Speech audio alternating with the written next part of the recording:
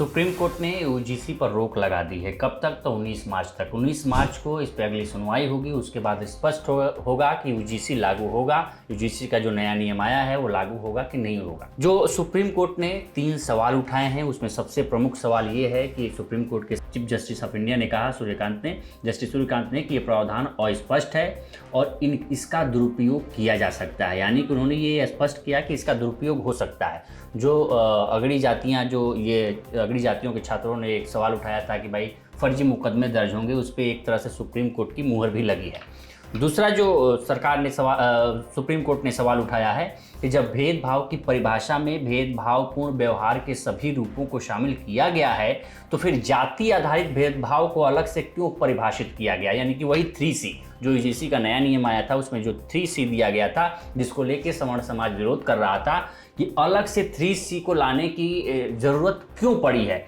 उस पर भी सुप्रीम कोर्ट ने सवाल उठाया। दूसरा, सुप्रीम कोर्ट ने कहा है कि नियमों में रैंकिंग को क्यों शामिल नहीं किया गया, मतलब जो रैंकिंग है उसको शामिल इसमें क्यों नहीं किया गया। इस आधार पर उसने और स्पष्टता की परिभाषा दी है कि भाई ये स्पष्ट नहीं है यूजीसी का नियम, इसमें बदलाव करो। केंद्र सरकार को निर्देश जारी किया है कि इसके एक नया प्रारूप बनाओ, कुछ विद्वानों को शामिल करो, स्कॉलर को शामिल करो जो समाज को समझते हैं, और उसके अनुसार इसमें जो स्पष्ट है इसको स्पष्ट भाषा में लिखवाइए और इसको नया प्रारूप तय करिए। इसके बाद से सवाल उठ रहा है कि जब 19 मार्च को सुनवाई होगी तब केंद्र सरकार की तरफ से क्या मसौदा पेश किया जाएगा या क्या दलील दी जाएगी।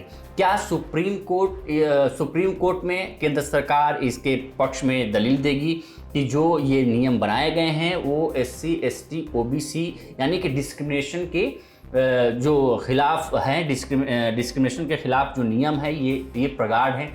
क्योंकि इंदिरा जयसिंह जो सीनियर एडवोकेट हैं सुप्रीम कोर्ट में, उन्होंने कहा था कि यूजीसी जो नया नियम बना है ये पहले की अपेक्षा बहुत प्रभावी है। और चूंकि जो अब मामला इसको थोड़ा राजनीति में चला गया था, जिस राजनीति और तेज हो गई जब दिग्विजय सिंह को कहा गया कि जिस कमेटी ने ये बनाया है उस कमेटी के हेड कौन थे, तो दिग्विजय सिंह है। दिग्विजय सिंह कौन है? कांग्रेस के नेता हैं और राज्यसभा से सांसद हैं। चूंकि ये जो कमेटी है, इस कमेटी में 30 सांसद हैं। 30 सांसदों में 16 से ज़्यादा यानी कि बहुमत से ज़्यादा संख्या बीजेपी सांसदों की हैं, जिनमें सवर्ण सांसद सबसे ज़्यादा हैं। इस 30 जो सदस्यीय कमेटी है, सांसदों की कमेटी, उसमें 21 लोकसभा से और 9 राज्यसभा से, टोटल 30 हैं। और इन 30 सांसदों में से सबसे ज़्यादा सवर्ण सांसद ही हैं, जिसमें बीजेपी की तरफ से हैं। बीजेपी की तरफ से बांसुरी स्वराज है जो इस कमेटी में थी, शामिल थी। रविशंकर प्रसाद जो कानून के जानकार भी हैं, कानून मंत्री भी रह चुके हैं, वो भी इस कमेटी सवर्ण समाज से आते हैं, इस कमेटी में थे।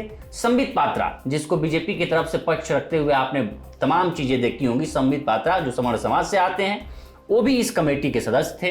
अभिजीत गंगोपाध्याय जो कोलकाता हाई कोर्ट के जज भी रह चुके हैं और कानून के जानकार भी हैं, चूंकि जज हैं तो कानून के जानकार हैं, वो भी इस कमेटी के सदस्य थे, वो भी सवर्ण समाज से आते हैं। उसके बाद से जो चौथे नाम हैं, राजीव राय, चूंकि समाजवादी पार्टी से हैं, ये भी सवर्ण समाज से ही आते हैं। करण भूषण सिंह, बृजभूषण सिंह के बेटे, ये भी क्षत्रिय समाज से आते हैं, सवर्ण समाज से आते हैं, ये भी इस कमेटी के सदस्य थे।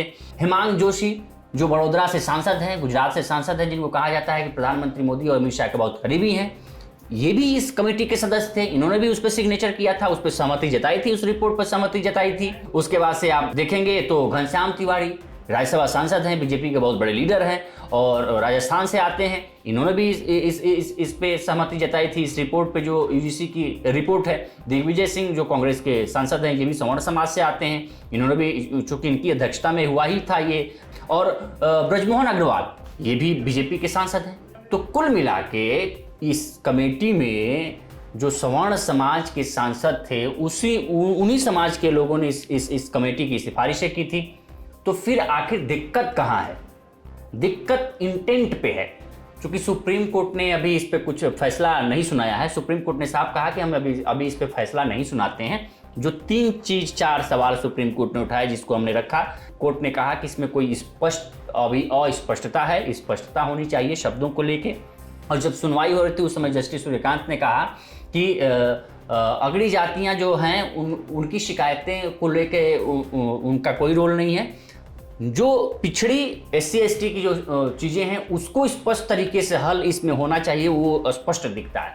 दूसरी बात जो सुप्रीम कोर्ट ने कही कि भाई जो अगर भेदभावपूर्ण को लेके नियम बनाया गया है तो 3C की आवश्यकता क्या है, अलग से कास्ट डिस्क्रिमिनेशन के लिए एक नया रूल क्यों बनाया जा रहा है, उस पर सुप्रीम कोर्ट ने निर्देश दिया है। और तीसरी कि रैंकिंग को लेके, चूँकि रैंकिंग को लेके हमारी समझ जितनी है, रैंकिंग को लेके ऑलरेडी एक कानून बना है रैंकिंग को लेके, जो कि क्रिमिनल कानून है, तो क्राइम के आधार पर उसको ट्रीट किया जाता है। और यूजीसी रूल चूँकि ये क्राइम की तरह ट्रीट नहीं किया जाता है, इसकी कमेटी होती है, कमेटी तय करती है कि क्या सज़ा देनी है और क्या सज़ा नहीं देनी है।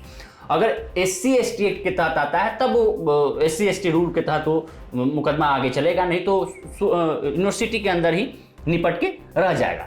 तो सबसे बड़ा सवाल है यही है कि बीजेपी के 16 सांसद हैं, जो 30 सांसदों में से 16 पूर्ण बहुमत हैं, तो यानी ये बीजेपी के सांसद हैं। रविशंकर प्रसाद सिंह, संबित पात्रा, करण भूषण सिंह, बांसुरी स्वराज, अभिजीत गंगोपाध्याय, अग्रवाल साहब, तो ये सारे बीजेपी के सांसद ही थे जो इस कमेटी के प्रारूप को तैयार किए थे। दरअसल ये प्रारूप तैयार कैसे हुआ, इसके पीछे की भी कहानी समझ लेते हैं।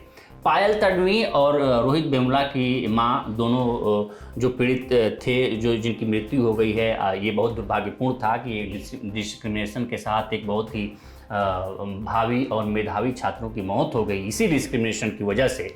तो उनकी माँओं ने सुप्रीम कोर्ट में अर्जी लगाई, तो सुप्रीम कोर्ट के निर्देश के बाद इस कानून को, नियम को, यूजीसी के नए नियम को लागू किया गया था। सुप्रीम कोर्ट ने सरकार को निर्देश दिए थे कि यूजीसी डिस्क्रिमिनेशन के खिलाफ एक नया रूल बना। उसी नियम के तहत इस समिति को भेजा गया था।